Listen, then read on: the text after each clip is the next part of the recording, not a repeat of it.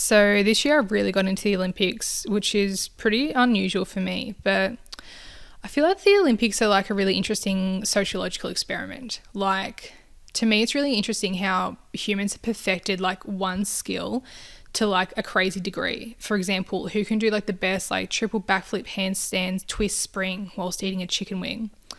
But I think it's really interesting how people will like dedicate their entire lives to just coming within like milliseconds of another person.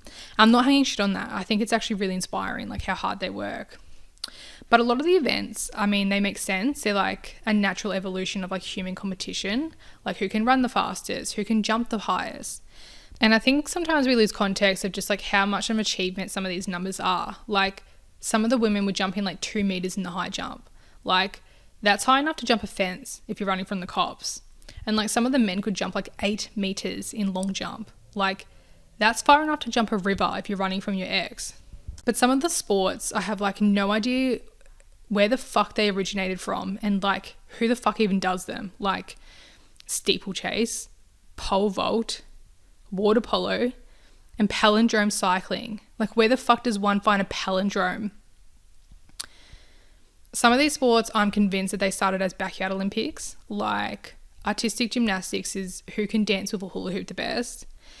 Diving is who can jump into the pool the best. And discus is who can throw a frisbee the furthest. The triple jump is a real mystery to me. Like, I don't know where the fuck this started from. When I was in high school, like me and some friends used to play this game and it was called the 3-step door knock. So like you had to like knock on somebody's door and then instead of running away, you could only take 3 steps and hide. And that's literally the only place that I can conceive of where the hop, skip, jump started from. I tell you what though, like winning a medal like really must be like the best feeling in the world. Like imagine like standing on that podium, watching your flag like run up the flagpole and hearing like your anthem playing. But I swear like nobody is happier at the Olympics than like the person who won bronze. Like half the time I swear they're like, I don't know how the fuck I ended up here, but I'll take it. I swear the person who wins bronze is always happier than the person who wins silver, which really says a lot to me about human psychology. Like speaking of human psychology, like I never know whether to like feel inspired by the gold medalist or like feel sorry for them. Like you either had the most supportive family ever or your mother didn't love you. I was just joking when I wrote that, and then I found out that Simone Biles was adopted. I'm just joking. I actually really love Simone though. Her and her husband came under like a lot of hate online recently because he went on to a podcast and said that he didn't know who she was when they met and that like she was lucky to have him. And I actually checked him out on Instagram and I have to say like he posts like a lot of photos with her, which like for a hot like athlete, that's rare as fuck. Like that's rare as fuck from like the average trader who's like severely overestimated his market value. So good for her, I say. But I do think I prefer like the short form sports like gymnastics rather than the longer ones. For example, did you know that you can watch 974 backflips in the time it takes to watch 1 goal in soccer? I did watch one of the Matildas games though this time around. And I have to say, I'm actually pretty impressed by the sportsmanship. Like first they all shake hands with each other and then they shake hands with the other team and then they shake hands with the umpire. And then they flip the coin. And I didn't know this, but if they flip the coin and it lands on its side, Celine Dion comes down from the ceiling singing a song and then she flips the coin. And then everybody shakes hands with Celine Dion.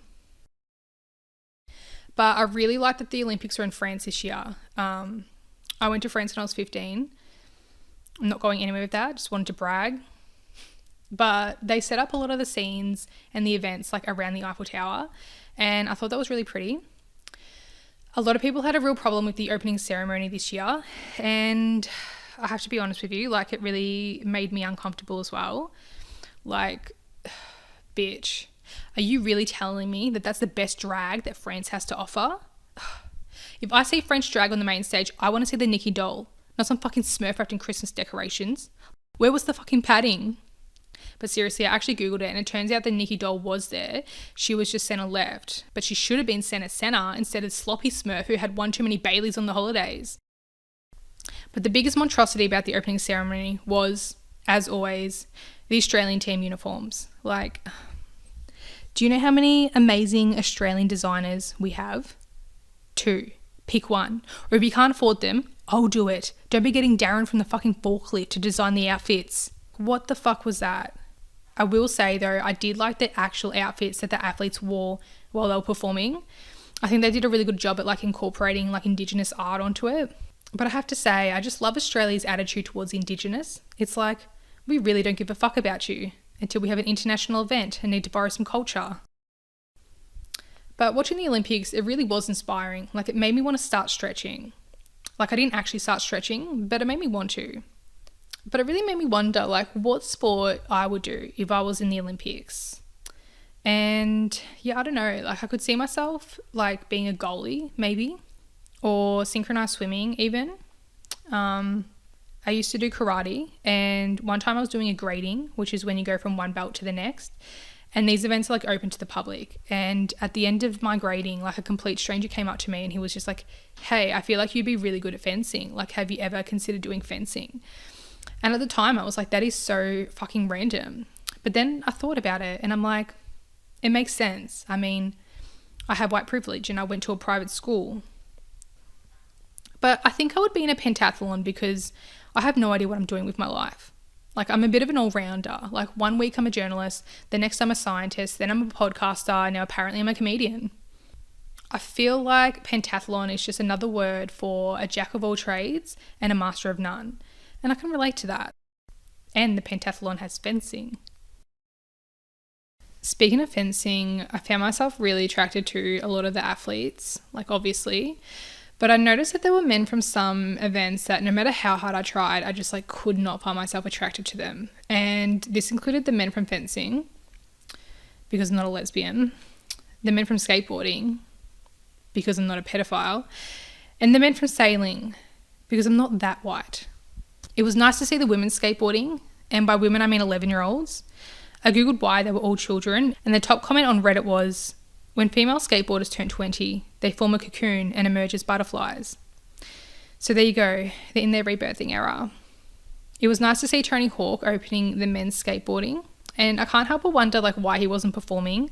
Like, I feel pretty confident that if he tried, he probably still would have won gold, even if he is 100. Snoop Dogg was there, which is how I know I'm living in a fucking simulation. Like, what the fuck exercise does Snoop do other than perhaps 1,000 reps from mouth to joint every day?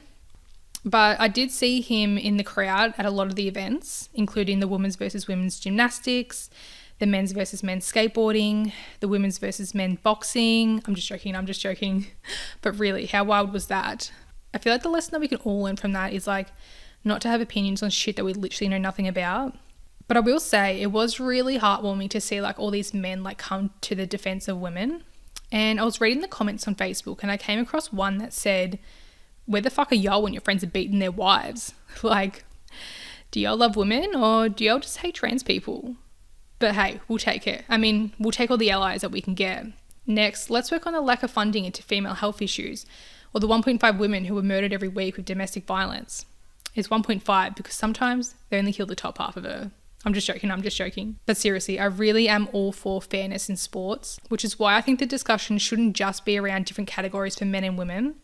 I think we should be having a discussion about the different categories for black people and white people. Because bitch, how the fuck are we meant to compete with that? Like, for real, can we please have a chance in hell?